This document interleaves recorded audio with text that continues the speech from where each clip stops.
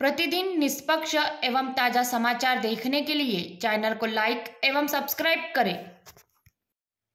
राहुल गांधी द्वारा आरक्षण के विरोध में दिए गए विवादित बयान को लेकर भाजपा द्वारा पूरे देश में विरोध प्रदर्शन किया जा रहा है।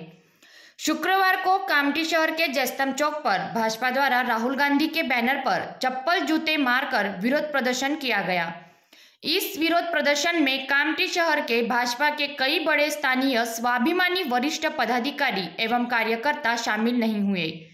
कुछ जनसंपर्क से मिली जानकारी के अनुसार कामठी नगर परिषद में बांटे गए ठेके को लेकर कई बड़े कार्यकर्ता काफी नाराज है।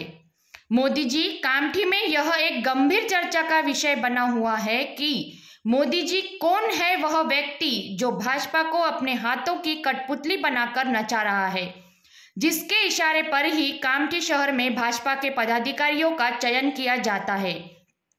मोदी जी कौन है वह व्यक्ति जिसके भाजपा में आते ही रामटेक लोकसभा की सीट भाजपा के हाथ से निकल गई। मोदी जी कौन है वह व्यक्ति जो कामठी शहर में फूट डालो राज करो की नीति के आधार पर अपने इशारों पर भाजपा को नचा रहा है। इस प्रकार की राजनीति को मोदी जी यदि नहीं रोका गया तो आने वाले विधानसभा में भी भाजपा को काफी बड़ा नुकसान होना तय है। काँग्रेसचे विरोधी पक्षनेता राहुल गांधी यांनी स्टेटमेंट केलं की देशात जर आमचं सरकार आलं तर आरक्षण रद्द करण्यात येईल असं स्टेटमेंट त्यांनी दिलं। अनेक वर्षापासून काँग्रेसचा जो चेहरा आहे तो खऱ्या अर्थानं समोर आलेला आहे।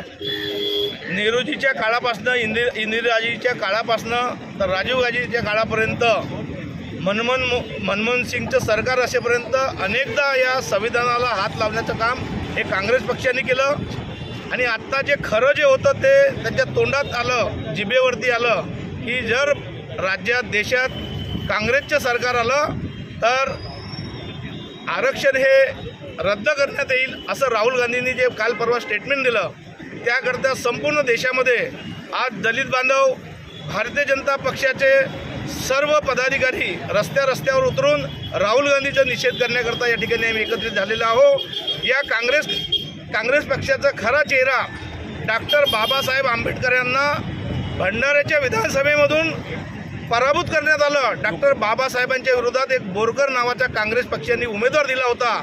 तेव्हापासून आम्ही ओरडत आहोत, भारतीय जनता पक्ष तेव्हापासून सांगत आहे की हे काँग्रेस, जेव्हा बाबासाहेबांनी सांगितलं होतं काँग्रेस हे जळतं घर आहे, यामध्ये जर कोणी राहू नये, हात जळल्याशिवाय राहणार नाही। आणि म्हणून असंख्य समाज बांधवांना आमची विनंती आहे की जे खरं जे होतं ते राहुल गांधींनी काल परवा आपल्या तोंडातून ओकलं आहे की आज जर देशात सरकार आली, काँग्रेसची सरकार आली तर आरक्षण रद्द करण्यात येईल। याकरता आज आम्ही रस्त्यावर उतरलेलो आहोत। असंख्य भारतीय जनता पक्ष संपूर्ण देशात हे आंदोलन करत आहेत। एवढंच मला या ठिकाणी सांगायचं आहे। एकही लोक आज आम्ही ते निदर्शन करून राहिलो, अजून काय करू शकतो ते आम्ही दाखवून देऊ शकतो। मुर्दाबाद मुर्दाबाद।